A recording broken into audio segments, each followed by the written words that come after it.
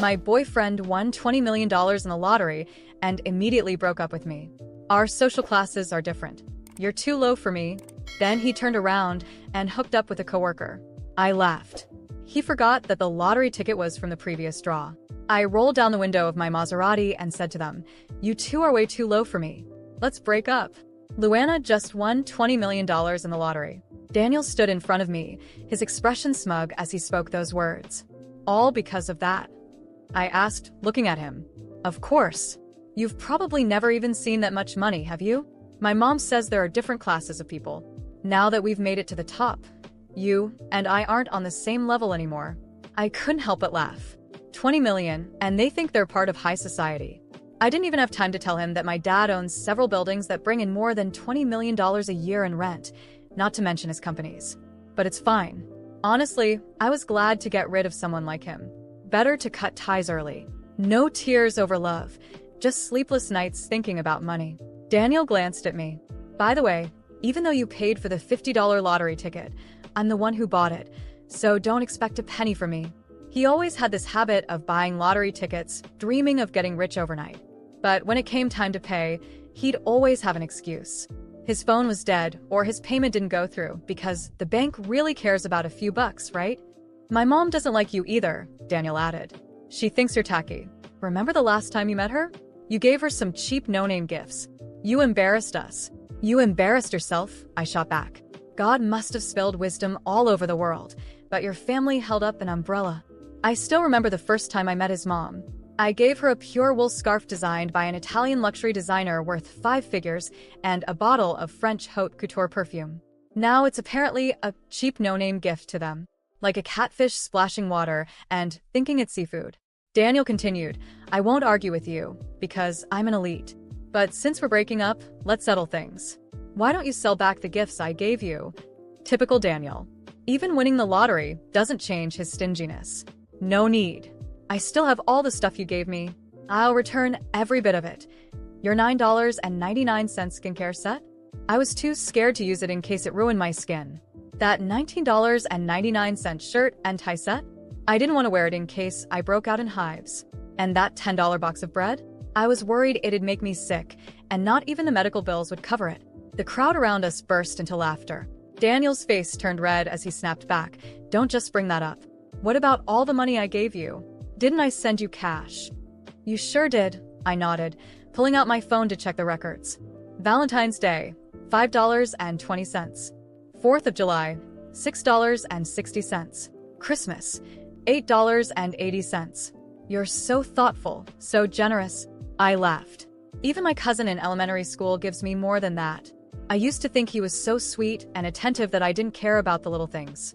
But now, looking back, I must have had water on the brain, enough to fill the entire Lake Michigan." Daniel puffed out his chest. "That was the past. Things are different now. I've won $20 million. I can buy whatever I want, and you no longer deserve to be with me." I nodded. "All right. In that case, why don't you return the gifts I gave you?" Daniel laughed. "The stuff you gave me? It's all knockoffs, isn't it? How much could it be worth?" Daniel grew up poor. His dad passed away early, and he and his mom depended on each other to protect his fragile ego. I always cut the tags off the gifts I gave him, and they didn't have any flashy logos. "That belt you're wearing? Gucci limited edition, $10,000. Those shoes, C brand, $15,000. That jacket, also C brand, $30,000. I listed them off one by one. Daniel's face fell. "You think I'm an idiot? You couldn't afford the real thing. You must have just bought some knockoffs to fool me." Because he couldn't tell real from fake, I pulled out my phone. "Here's the purchase history and receipts. If you don't believe me, go check with the store. And the scarf and perfume I gave your mom? They weren't any cheaper than the stuff I gave you, but I'll let that go. Just give me $100,000 for everything else I've gifted you." In reality, I'd spent over $200,000 on him over the years. But if I asked for that, his mom would probably make my life a nightmare. Daniel gritted his teeth. "Who knows if what you gave me was real or fake? Let's call it $50,000. I'll give you $10,000 now, and the rest once I cash in the lottery. Fine by me, even though it's a drop in the bucket compared to my bank balance. Who says no to more money?" After receiving the $10,000 in my account, I stood up and said to Daniel, "Thanks, Daniel. That's the first time you've been so generous. He looked pained, but still spat back. Good. Don't ever come looking for me again, loser. And don't ever try to contact me. I'm afraid your bad luck will mess up my fortune. I nodded vigorously, making sure he saw me agree. After Daniel left, I told my driver to bring my Bentley around from the garage. I'm done pretending. That night, Daniel posted on Instagram. There were 2 photos, one of a lottery ticket and another of him taking a selfie at the Maserati dealership. The caption read, "Just focus on working hard and loving yourself. Luck will follow you if you smile enough." I almost gagged on my dinner. As I was about to delete his number, something about that lottery ticket caught my attention. The numbers weren't fully visible, but the draw number was clear, 381. However, the winning numbers for draw 381 didn't match those on his ticket. I quickly checked the results online and realized Daniel had mistaken the previous draw's numbers as the winning ones. He must have watched a replay or checked the wrong draw, thinking he'd won $20 million. This was about to get interesting. I couldn't wait to see his face when he found out the truth. While taking a break at work, I overheard Bianca, the office gold digger, bragging to a coworker. "My boyfriend just moved into Ridgewood Heights." I froze. What a coincidence. My dad had bought me a place there too, though I rarely stayed. Since Daniel worked nearby, I had given him a key to use the place when he worked late. I told him it was rented. He moved in without a second thought, never questioning how the rent probably cost more than his monthly salary. I was already thinking about taking the keys back when Bianca added, "He calls me his lucky girl. Ever since we got together, he won $20 million. Everyone around her gasped in envy. "Wait, Ridgewood Heights? $20 million? Hesitantly, I asked, "Does your boyfriend happen to be named Daniel?" Bianca shot me a wary look. "You know him? Don't even think about stealing him just because he's rich. He's way out of your league." Of course, it was him. Daniel had been seeing Bianca while we were still together. Did he seriously think Bianca was high society material? If my dad knew about this, he'd die laughing. Bianca always flaunted fake designer bags, switching them up every day. To someone like Daniel, who couldn't even tell real from fake, she must have looked like a wealthy princess. A perfect match, really. 2 gold diggers finding each other. Best wishes. Please stay together forever. That evening, Bianca posted on Instagram a photo of her and Daniel with the caption, "No more waiting. The one I've been waiting for is here." 5 minutes later, Daniel posted their picture too, with the cringeworthy caption, "Us." Later, the manager of my favorite luxury store texted me, letting me know they'd just received new stock and invited me to check it out. Since I had nothing better to do, I decided to swing by. As soon as I walked in, there they were, Daniel and Bianca. The only sales associate in the store glanced at me and completely ignored me, continuing to serve them with a big smile. Bianca was decked out in a logo-plastered outfit, though it was last season's collection. Meanwhile, I was wearing a simple t-shirt and carrying a canvas bag. No wonder the saleswoman thought I wasn't worth her time. Bianca noticed me too. "What kind of people are they letting into this store?" she sneered. Daniel added, "What are you doing here, Luana? You can't afford anything in this store." I smiled. "Oh, did your family open this store?" I didn't realize I needed permission to look around. The saleswoman, clearly siding with them, said, "I'm sorry, miss, but the lowest priced item in our store is $30,000. If you can't afford it, you really shouldn't waste your time." I couldn't help but laugh. Inside, she had no idea who she was backing. After showing Bianca several bags, I overheard her tell Daniel, "Baby, I want this one, and the second one in that row too." The sales associate beamed. "You have such great taste, miss. These are our best sellers. You've got an excellent eye." Bianca, pleased, slung one of the bags over her shoulder and admired herself in the mirror. Then she noticed me. "Luana, aren't you embarrassed carrying that cheap canvas bag? Don't you have a job?" I replied calmly, "I'm carrying a canvas bag because I'm planning to go grocery shopping later. Gotta think green, save the planet." "What's wrong with that? Does your family live by the sea or something? Why are you so concerned?" Frustrated, Bianca turned back to Daniel.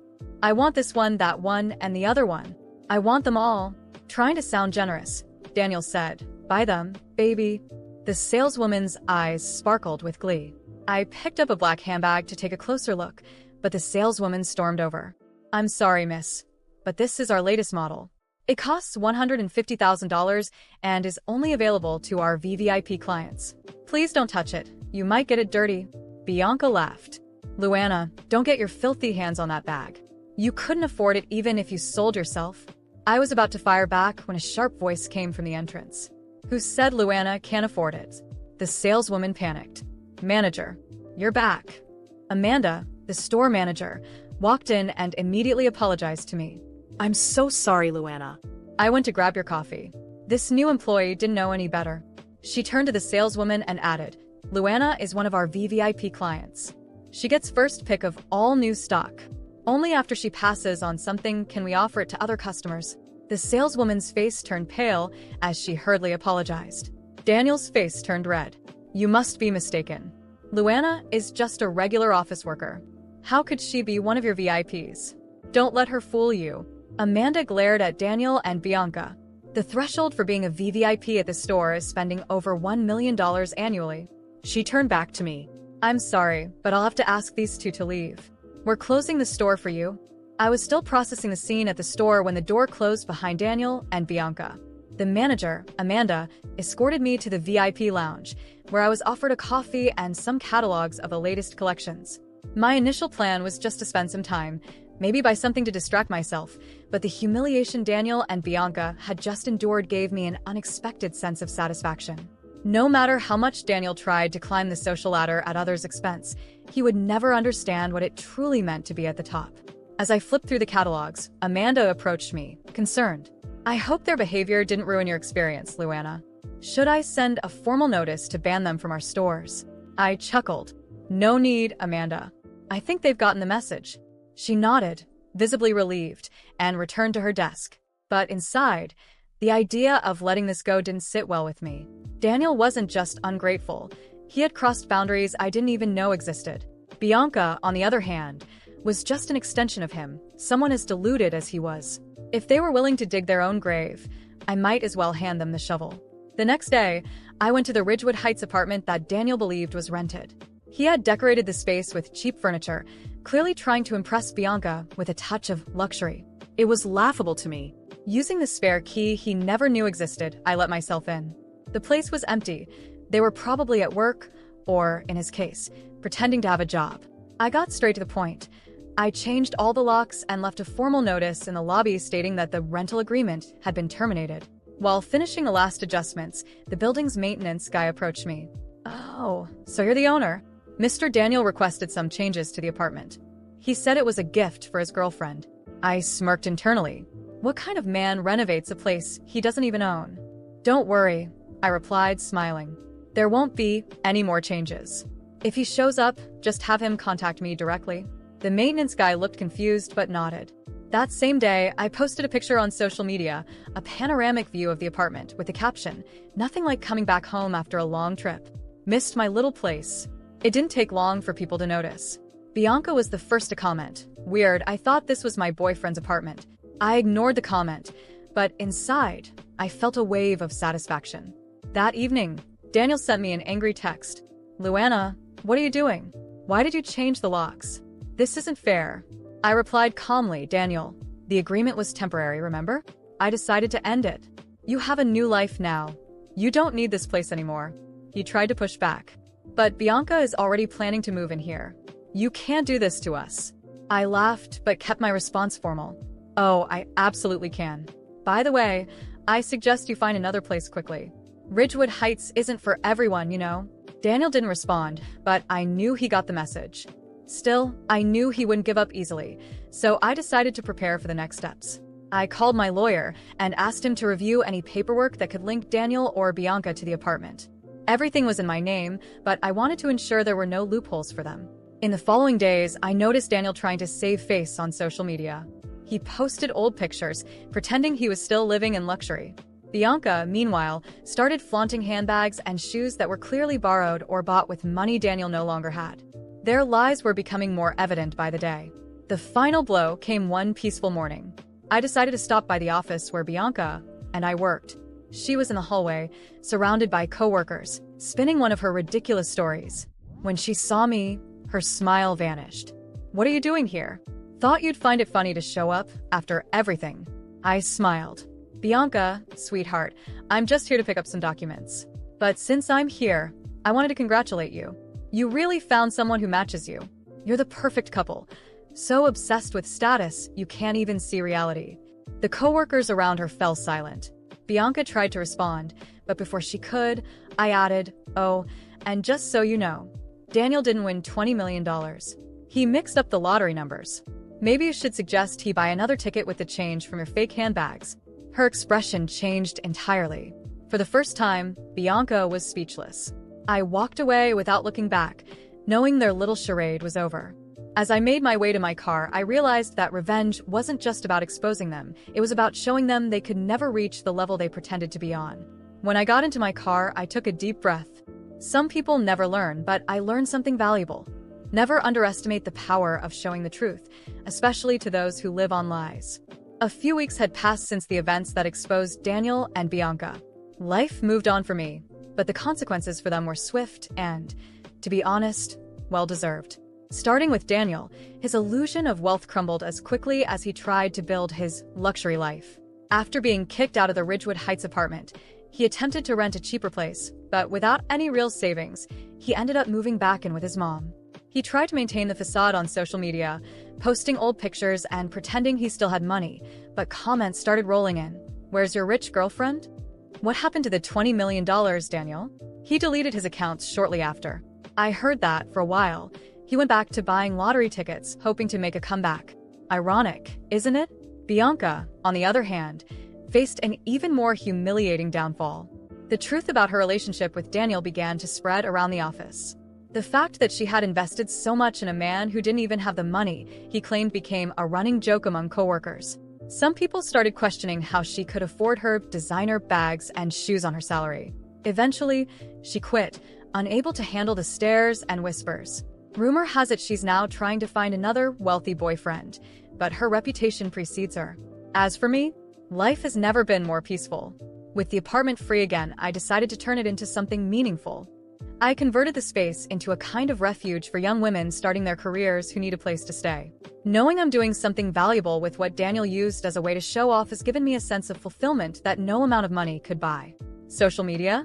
I'm still active, but my posts haven't changed. I continue to share small parts of my life, but without any pretense. That's something Daniel and Bianca never understood: the power of quiet confidence and authenticity. My life doesn't need to be displayed to be remarkable. In the end, the lesson I've learned is clear. Some people don't want to grow. They want to skip steps, even if it means stepping on others. But time has a funny way of setting things straight. Daniel and Bianca learned that the hard way, and me? I learned that the best revenge is moving forward, keeping your head high, and letting the universe take care of the rest. I close this chapter with a sense of relief. Not because I saw them fail, but because I know I'm finally free of them. Completely.